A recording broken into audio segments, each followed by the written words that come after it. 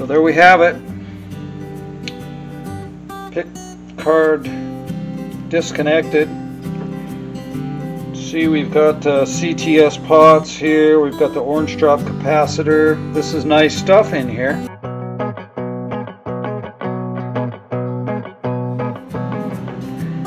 Okay, so my friend Will pointed out that one of these, and these are some pretty nice looking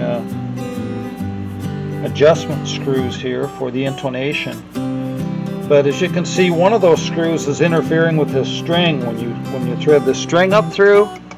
So when we put this back together, we're going to grind a little bit off of that because it is actually touching on the string and causing problems when you restring the guitar. So we're going to grind a little off of that screw. Other than that, everything looks pretty good.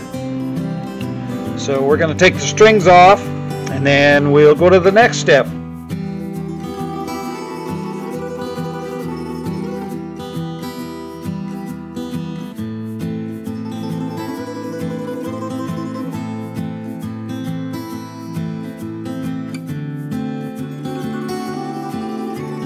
So I like to take the strings off, wrap them up.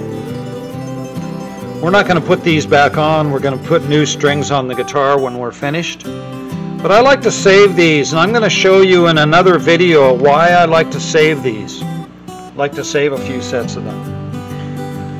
Now the next step is we're going to pull off the pickguard, and we're going to disconnect this output jack so that we can expose this cavity. We're going to take all the stuff out of there so we can put the copper tape in, and we're going to take the pickups off so we can back the back of the pickup guard also with the copper tape. I like to use a drill to take them off, but not to put them back on. Pull the appropriate screwdriver bit out of my my little StewMac stash here, and as you can see, they're a very small Phillips screw head, so I can use my drill to take them off. I don't like to use a drill to put them back on because they're very easy to strip out. And make sure you're going in the right direction, so you're counterclockwise taking them out, because any pressure at all and you'll strip them. So let's pull the screws out and pull the pickguard off.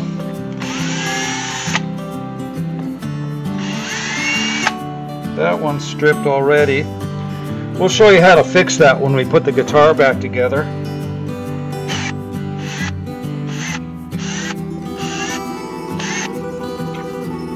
So go ahead, we've got to kind of pull it back. It kind of fits in under the neck. Pull it back. Now we've got a couple of wires still connected to this, and they're going to be the ground wire for the vibrato spring tensioner on the claw here. That little wire right there, we're going to have to unsolder that wire and pull it out. And then we've got the two wires connected on the output jack. So we'll have to heat those up and unsolder them and then resolder them when we put the guitar back together. I also like to seal this output jack cavity with the copper tape. Okay, we're going to pull the output jack off here, and I really prefer to use the correct size socket. So in this case it looks like a 1/2 inch socket. Could be a 13 millimeter, 1/2 inch, same. So pull this off, and we're going to go ahead and unsolder these two wires pull out our soldering station here.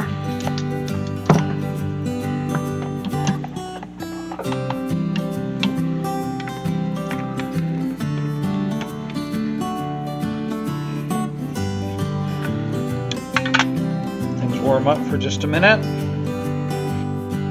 Pull these two wires off. Heat them up. Okay. We're going to talk about this later. This is a pure tone jack.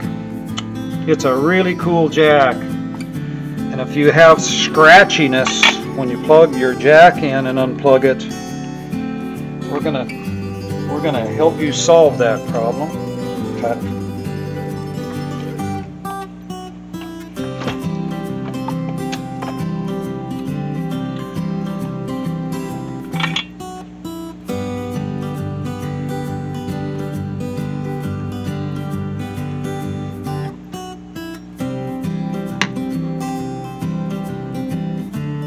Unsolder the ground claw here.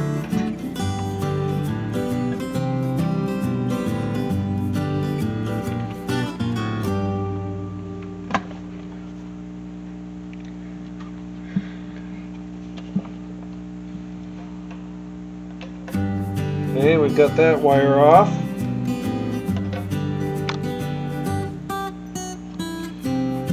Okay, now we're ready to pull the pickguard off.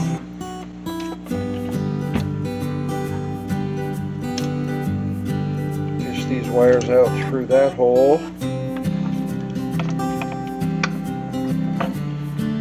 Carefully. Pull on these.